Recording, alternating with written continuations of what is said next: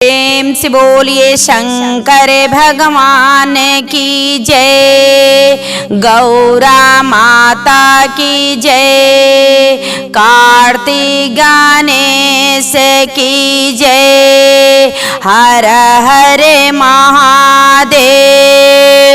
तो देखिए गुरु बहिना, आप लोग के बीच हम बहुत सुंदर शिव चर्चा सावन की कथा सुनावत तनी। ताप सब हमारे कथा के सुनी कि एगो बेटा बाने, माई पोस पाल के अपने बेटा के सियान कैले वाली, उनकर पति देव मर गए बाने, तब वो अपने बेटा के पोस पाल के सियान कैली, शादी विवाह कर देले वाली। देखिए उहे बेटा अपने माई के साथे का कैले बाने। ताप सब हमरे कथा के सुनी। देखिए एक गांव बा, ओ गांव में पति पत्नी लोग बालो। ओ गांव में पति पत्नी बालो, जौन पत्नी वाली ते भगवान महादेव जी के बड़ी पुजारी है। भगवान भोलेनाथ के बहुत पूजा करेली। देखी गरीब रहली लेकिन भगवान के बहुत मानत रहली।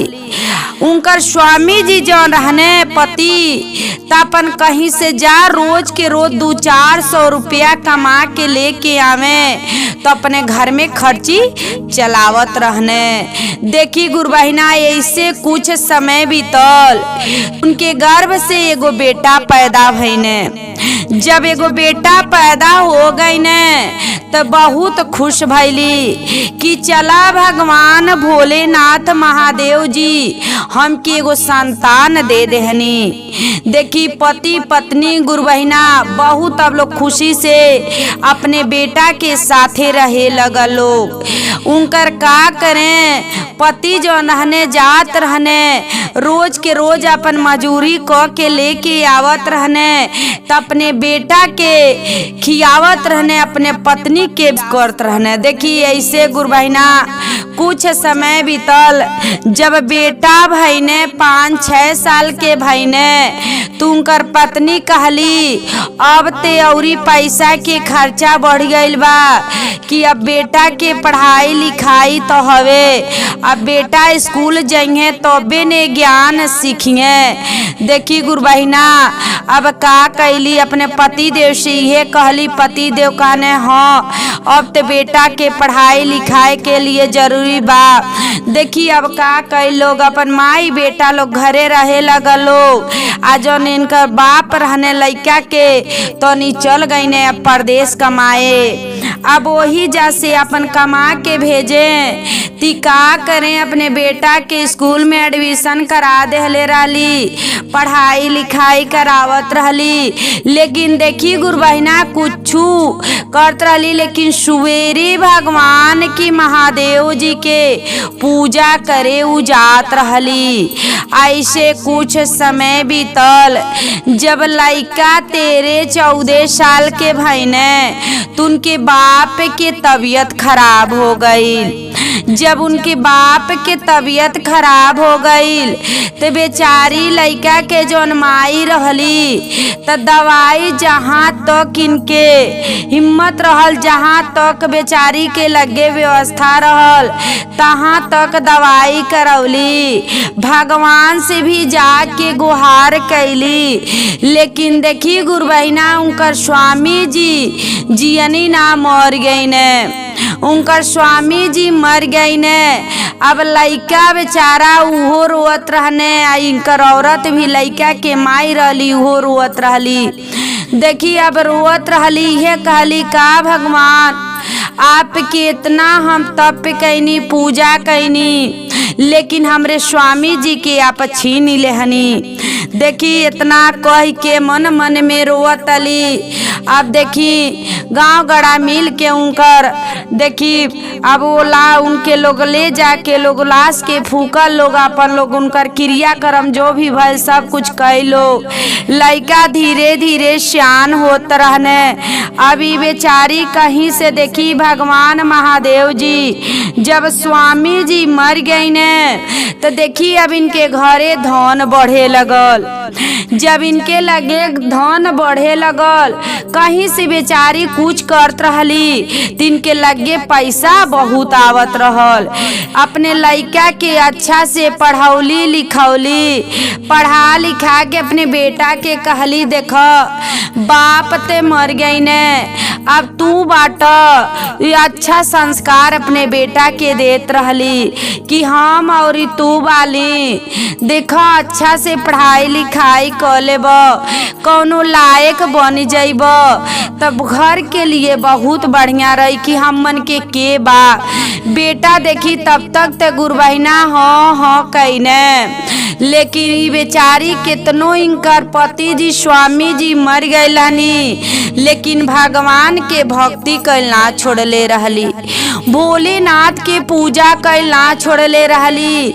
ऐसे जब बेटा कुछ पढ़ा लिखा देहली, आ बेटा जब सियान हो गई ने शादी विवाह करे लायक, तो अपने बेटा के कहली कि चला अब तो तू कमात ला 2 रुपया कहीं से, धन दौलत सब कुछ बा, अब तू शादी करे लायक हो गईल बालो, अब तू हर शादी हम कई देतनी। बेटा कहने ठीक बा माई, तुहार जवन मर्जी तू कई द। देखी अब बेटा के का कैली माई, शादी कई देहली।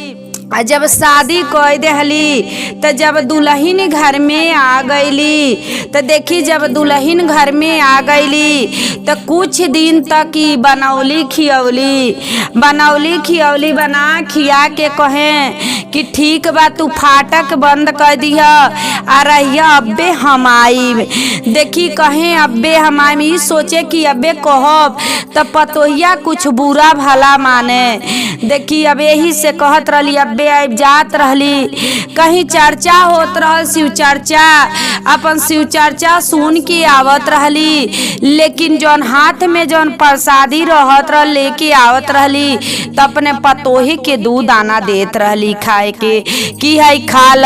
लेकिन देखी पतोही गुरबहिना इतना बेकार अली कि प्रसाद के खात ना रहली, इहे सोचत रहली कि हमार सास उबाली कहीं से ले आके हमके टोना टमारी दे तो हुई हैं। देखी गुरबहिना जब ऐसे कुछ समय बीतल तो एक दिन वो अपने स्वामी जी से कहली, उनकर पतोही अपने पति देव से कहली कि एक बात आपसे कहतनी कि आपके माई रोज पता नहीं कहाँ जानी, आ जानी या लेट से आवेनी, आ लेके आवेनी कुछ, कभी भी लचीदाना, कभी मूंगफली गुद्दी, कभी बिस्कुट, कुछ लेके आवेनी आ हमके देनी खाए के। बताई हम खानी ना, हमरे लिए नीक ना बा कि आपके माई कहाँ जानी।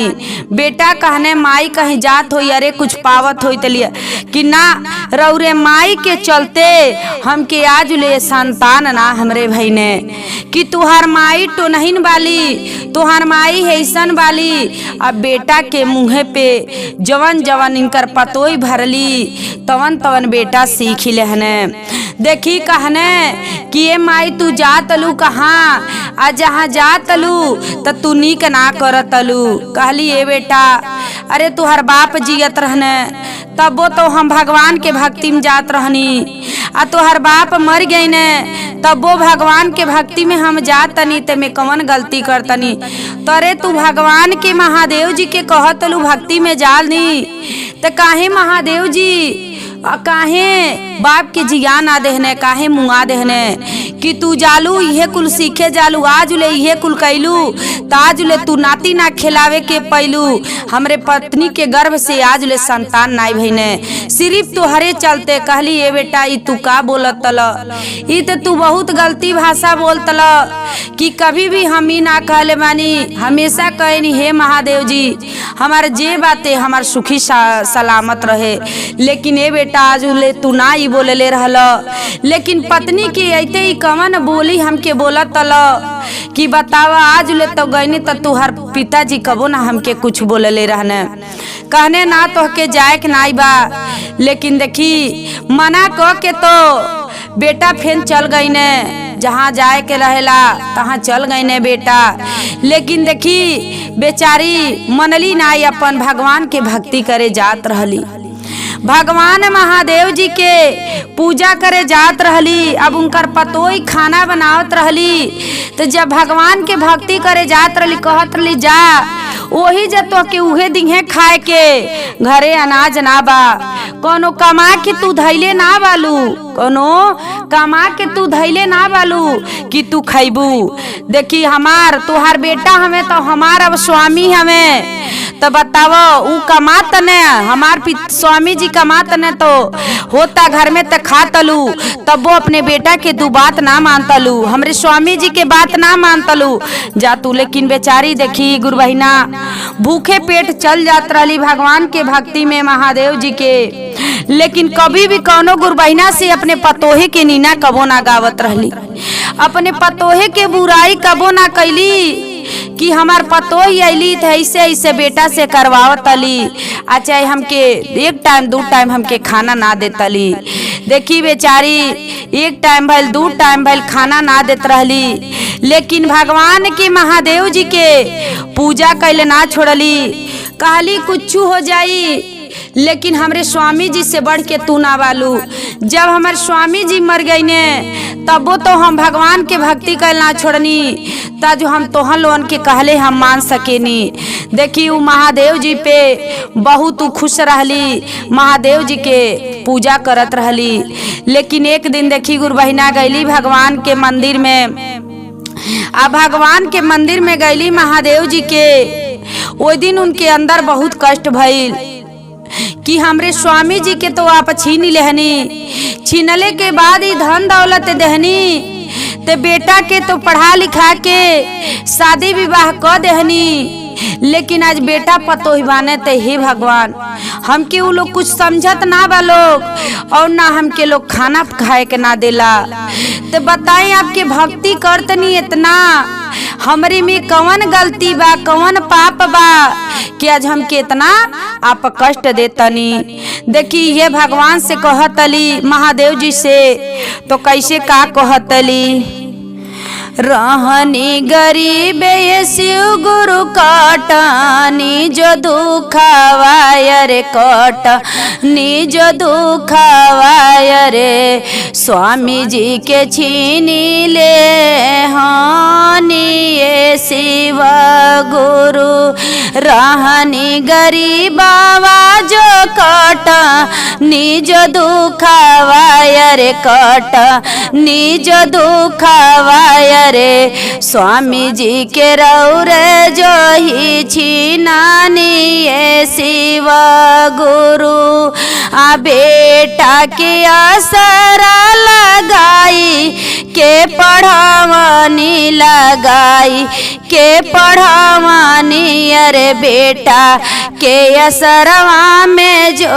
रहानी ये शिव गुरु, बेटा असरवा हमारा हानि ये शिव गुरु।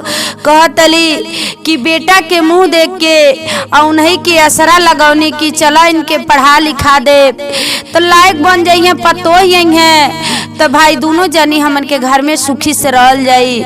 लेकिन पतोहे के अइले पे देखी का भइल बाटे, जब कैनी हम बेटा बियाहवा बेटा बियाहवा, अरे देहली पतोहिया हमके दागी ये शिव गुरु, देहली पतोहिया हमके दागी ये शिव गुरु, बेटा के कोई बियाहवा ये शिव गुरु का इनी बियाहवा, अरे पतोहिया जो देहली जो ही दागी ये शिव गुरु। देखी कहतली कि हे शिव गुरु, जब जानी चर्चा में तो हम ना जननी कि आज इनके हाथ पे प्रसादी देतनी, तो बेटा से का कह के हमके का करवई हैं। देखी तबो हे शिव गुरु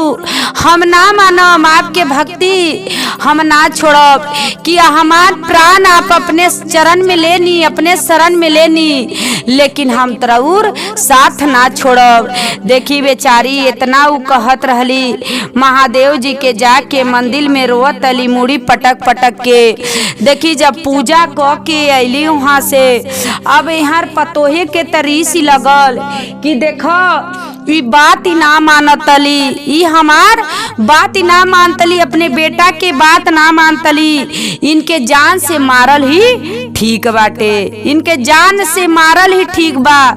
देखी का कैली, अपने स्वामी जी के बुलौली, परदेश से बुला के आ कहली कि वो तर आपके माई ना मानम, वो तर जाइब लुटाइब करब कुछ भी आप करब, लेकिन यहाँ के घर गोड़ घर में ना रही। देखी इतना बात ही कहली। बेटा कहने ठीक बा, का कहतलू जौन कहबू तवन हम करब। कहली ठीक बा। का कैली, पतोही अपने स्वामी जी से जहर मंगौली, आ जहर मंगा के आ कहली जबरदस्ती से वो तर ना पी हैं तो तर हमन के दाब के पियावल जाई। देखी अब वो औरत के बेटा पतोही दोनों जानी मिल के आज लोग जहर के बोतल की शीशी पियावत आलो। कितनो कहतली कि बताओ बेटा आज हमार कमन कसूर बा कि आज हमके लोगन तुहर लोगन जान से मारत तल। कहने कि तुहार कौनो कसूर नहीं बा, तू टोना ही सीख के बाप के मरलू, आ टोना ही सीख के आपने पतोहे के मारल चाहतलू, तू तीक निक ना करतलू, तू हई के जान से मार देहल ठीक बा। देखी गुरु बहिना जब लोग का कई लोग अपने माई के का कैली का कहने जहर पिला देहने, आ जब जहर पी लेहली तो देखी अब भगवान के जहर पी लेली, केहू से कहली ना, केहू से कहली ना, वही जा रहली। देखी लेकिन देखी मरत ना बाली, जब मुँहत ना बाली तो कहत न सब की देखो एक तो हमें सिल्फास के गोली खियनी तबो ती ना जातली। देखी भगवान के सब महिमा बा। अब का कैली, कहली थोड़ा सा मौका पौली, घर में से भाग गईली। अब भाग के जाके महादेव जी के मंदिर में रोतली कि आज तो हमके जहर पिला दे ले माने हमार बेटा पतोई, ताज हमके ना मरनी, तब बताई हम कितना दुख काटब। देखी नगर छोड़ के भाग गईली, नगर छोड़ के भाग गईली। अब बेटा पतोही जनने कि अब तो के हम जहर पिला देले बानी, उ तो मर गई वाली। देखी उ तो अपन नगर छोड़ के भाग गईली। उन्हीं के रहले से घरे धन रहल। अब धीरे धीरे धन विध्वंस होखे लगल। जब धीरे धीरे धन विध्वंस होखे लगल तब सोचे लगल लोग अपने मन में, दोनों जानी पति पत्नी लोग रोए लगल लोग कि आज माई के तोहरे कहले पे हम अपने माई के मरले बानी, आई में माई के गलती ना रहल। अरे अब रोक के का करब, अब रोक के गा के का करब, जब अपने मेहरारू के चढ़ौले पे अपने माई के जान से मार दहल तब रोक के का करब, रोक के अब का करब। अब ये देखी अब लोगन के गली गली भीख मांगे पड़ल। अब भगवान के देखी उ तो जहाँ वाली अपन खुशी से बाटी, अब उ जहाँ गईली तहाँ खुशी से बाली, भगवान के भक्ति कैला छोड़ली। लेकिन देखी गुरु बहिना यही से कहल जला कि केहू के चढ़ौले पे केहू के जान ना मारल जला।